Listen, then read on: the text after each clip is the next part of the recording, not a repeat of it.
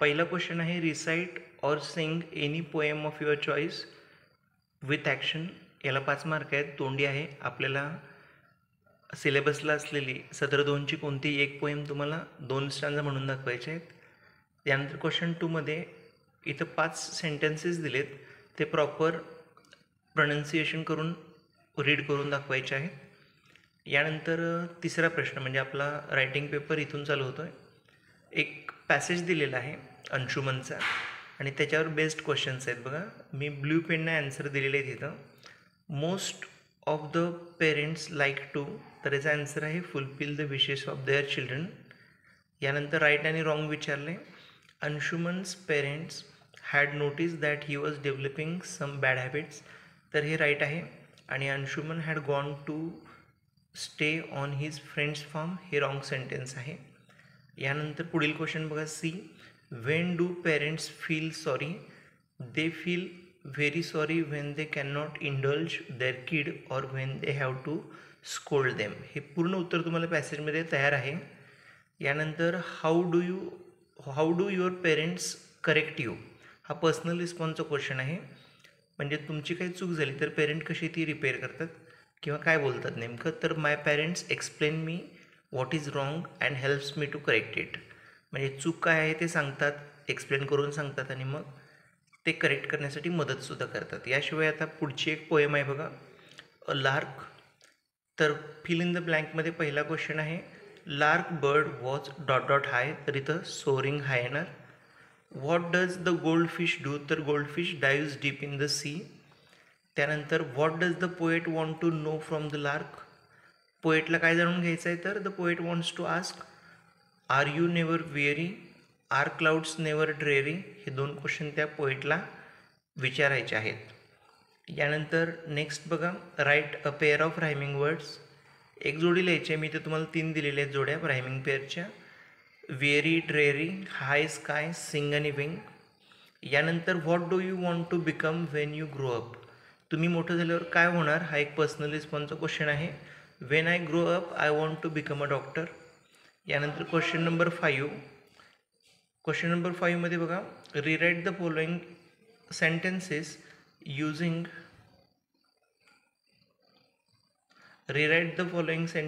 Using appropriate punctuation आहे बघा.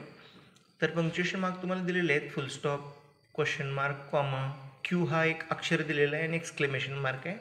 ते मी प्रॉपरली तुम्हाला प्लेस करून दाखवले. पहिल्या वाक्यात फुल स्टॉप येणार, दुसऱ्या वाक्यामध्ये क्वेश्चन मार्क, तिसऱ्यामध्ये कॉमा आणि एक्सक्लेमेशन मार्क आणि चौथ्यामध्ये क्यू हे अक्षर येणार आहे.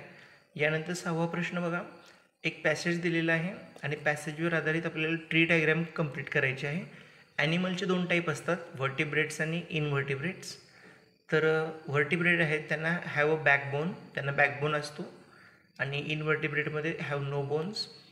यानंतर बघा, व्हर्टिब्रेटचे इथं टाईप्स दिलेले आहेत किंवा त्यामध्ये कोणकोण मोडतात, तर बर्ड्स, ॲनिमल्स, फिश, रेप्टाईल आणि ॲम्फिबियन. आणि इनव्हर्टिब्रेटमध्ये कोणकोण येतं, तर अर्थवर्म, क्रॅब्स, स्नेल्स, स्पायडर्स इत्यादी. यानंतर एक डिक्शनरीचं पान दिलेलं आहे तुम्हाला आणि ह्या डिक्शनरीच्या पेजवर आधारित खाली तुम्हाला क्वेश्चन दिला आहे बघा, find out the meaning of new words from the dictionary and make sentence on the given word. तर इथं मिस्चिवस हा शब्द आहे, त्याचा या डिक्शनरीमधला अर्थ शोधून मी इथं लिहिलेला आहे. अर्थ आहे हॅविंग हार्मफुल इफेक्ट्स आणि त्याचं एक वाक्य बनवलं आहे, शी इज व्हेरी मिस्चिवस. यानंतर नॅशनल या शब्दाचा अर्थ वरती दिलेला आहे, of a or the nation, तर lotus is our national flower असं वाक्य बनवलं आहे. यानंतर पुढचा शब्द आहे ओबिडियंट. ओबिडियंटचं मिनिंग होतं आहे submissive to or complying with superiors will, तर ह्याचं वाक्य आहे he is very obedient person. यानंतर बघा, rearrange the letters to form correct words, म्हणजे UMPCORET याच्यापासून एक अर्थपूर्ण शब्द बनवायचा आहे. मी बनवला आहे कम्प्युटर. आणि WIDILA याच्यापासून शब्द बनवला आहे दिवाळी. यानंतर बघा, 2 पिक्चर आहेत, ऑब्झर्व करायचे आहेत आणि यातल्या एका पिक्चरचं तुम्हाला एक पॅराग्राफ बनवायचं आहे 5 ते 6 ओळीचा. तर मी पहिला पॅराग्राफ बनवून दाखवला आहे पहिल्या चित्राचा. तर पहिला हा एक पिकनिकचा स्पॉट आहे बघा, पिकनिकला गेलेले आहेत मित्र. तर इथं हेडिंग दिलेलं आहे picnic. There are 5 children enjoying their picnic, 5 मुलं आहेत, एन्जॉय करतायत. They have brought many food items त्यांनी भरपूर अन्नपदार्थ आणलेले आहेत. देर आर 2 ट्रीज, 2 झाडंसुद्धा दिसत आहेत. त्यानंतर there is a big mat, म्हणजे अंतराला त्यांनी मॅट वापरले मोठं. आणि there is a hill behind, मागच्या बाजूला डोंगर दिसतोय. तर इथं तुम्ही आणखी वाक्य वाढवू शकता. There are 3 girls and 2 boys. There is अशा रचना वापरून तुम्ही वाक्य बनवू शकता. यानंतर पुढचा प्रश्न आहे बघा 9वा.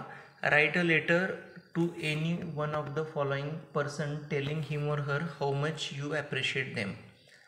तर ब्रदरला, सिस्टरला किंवा ग्रँडफादरला तुम्ही किती ॲप्रिशिएट करता, म्हणजे त्यांचं कौतुक करता किंवा त्यांचं चांगलं वाटतं तुम्हाला, त्याच्याबद्दल पत्र लिहायचं. तर मी इथं सिस्टरला लिहिले बघा. Dear didi, I just want to take this moment to thank you for being such a wonderful sister. You have been there for me in more ways than I can count, and I appreciate every bit of it. Your kindness, your understanding, and your willingness to help have made such a difference in my life. I hope you know how much you are valued and loved. I appreciate you more than words can express. Yours lovingly, bro. आता इथं माझं typing होत असताना थोडं paragraph व्यवस्थित झालेलं नाही आहे, तुम्ही ते ॲडजस्ट करून घ्या. यानंतर पुढील प्रश्न बघा. तुम्हाला क्वेश्चन 10मध्ये complete the given short paragraph with the help of words given in the help box. तर हेल्प बॉक्समध्ये तुम्हाला भरपूर शब्द दिलेले आहेत. Mom, dad, lion, zebra, giraffe, horse, elephant, rabbit, monkey, dog, cat, snake, crocodile, fox, tiger, fish, frog आणि bird. तर इथे मी तुम्हाला कंप्लीट करून दाखवलेलं आहे. I went to the zoo with my dad and mom. First we went to mammal animal zone. There I saw giraffe, horse, elephant, zebra. यानंतर बघा. After that we went to tame animal zone. There were monkey, cat, dog, rabbit. Next we went to the wild animal zone. I saw a lion, tiger, snake, fox, crocodile. On the way to that zone, I saw a pond containing fish and frog. I also saw a big cage of sparrow. किंवा इथं तुम्ही birds लिहू शकता बघा. Bird हा शब्द आहे तिथं.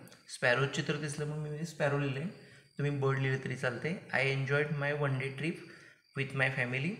तर अशा प्रकारे आपला हा पेपर झाला. बघा काही शंका असेल तर कमेंट बॉक्समध्ये नक्कीच टाका.